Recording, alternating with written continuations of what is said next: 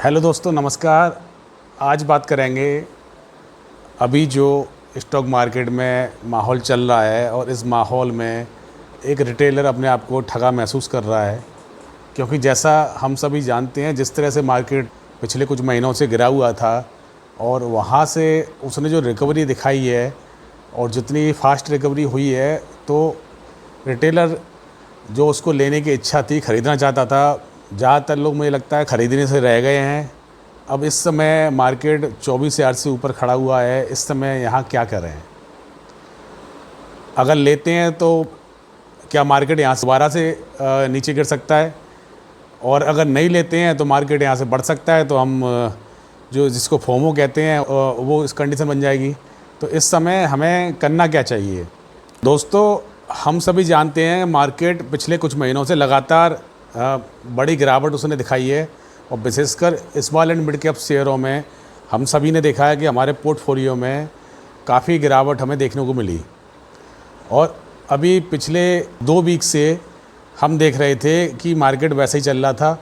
अचानक से वहाँ से जो रिकवरी आई है, तो ऐसा फीलिंग आ रही है कि मार्केट हमसे या बोलें कि बस छूट ही गई है। तो अब हमें यहाँ पर क्या करना चाहिए? दोस्तों, मार्केट में अभी जो जहाँ पे मार्केट खड़ा है 24,000 से ऊपर, यहाँ मार्केट ना तो एकदम बॉटम पे है और ना अपने हाई के नज़दीक है, क्योंकि हाई 26,000 से ऊपर है। तो अभी मार्केट बोलना चाहिए कि अपना एक सही पोजीशन में आ गया है, जहाँ से वो नेक्स्ट तेज़ी की तैयारी कर रहा है। तो क्या हमें ख़रीदारी करना चाहिए? कुछ सवाल हमारे सामने रिटेलर के दिमाग में सबसे पहले यही आता है, क्या यहाँ पे हमें ख़रीदारी करनी चाहिए या वेट करना चाहिए थोड़ी गिरावट का? 2 सवाल, सबसे मेन सवाल यही है, या क्या ख़रीदारी करें या गिरावट का वेट करें।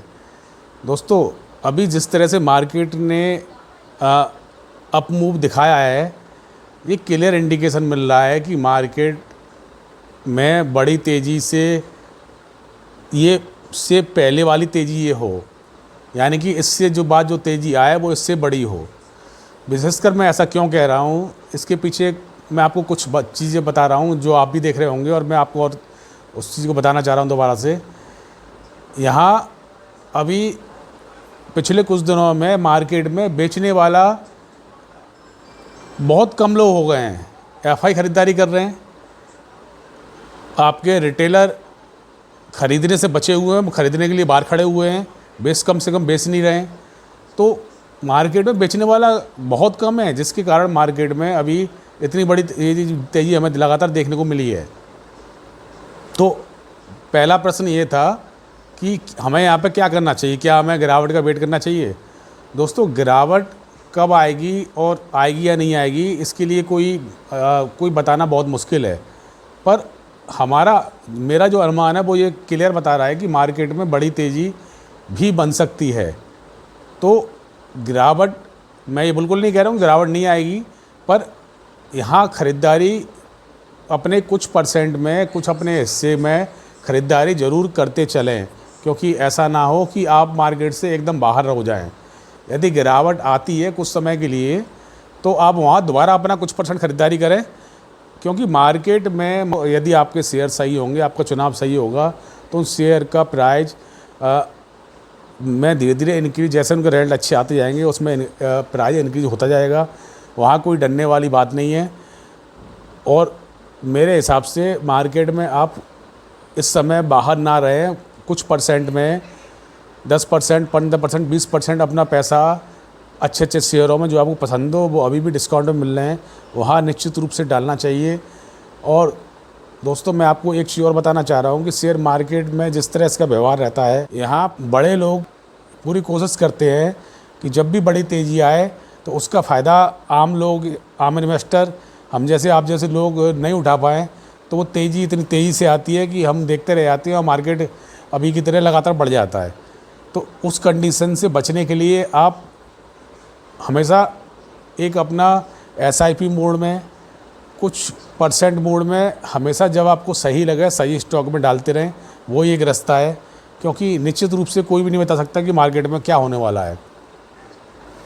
कुछ स्टॉक्स हैं, आप उन पर ध्यान दें। मैं आपको बताना चाहता हूं कि स्टॉक्स जब भी आप लें, आप उन्हीं स्टॉक में पैसा लगाएं जिनके बारे में आप कन्फर्म है, जिन स्टॉक को आप लगातार सालों से देख रहे हैं, जिनके बारे में आपको बहुत सारी बातें पता हैं और जिसका आप वेट कर सकते हो, तो दोस्तों कोई वजह नहीं है कि लंबे समय में आपका पोर्टफोलियो में ये अच्छा रिटर्न नहीं दिलाएगा।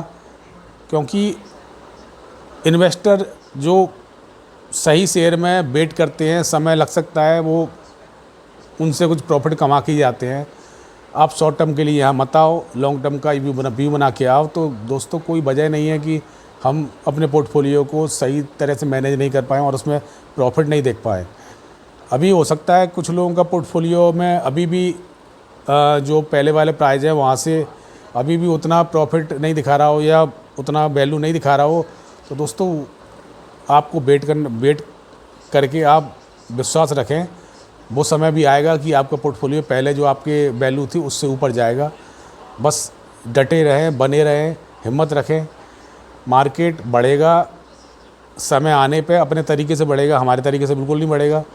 दोस्तों यही बात मैं आपसे शेयर करना चाहता था और उम्मीद करता हूँ आपको ये बातें पसंद आई होंगी और ये चीज़ आपके पोर्टफोलियो इन्वेस्ट करने में कुछ हेल्प कर पाएँ।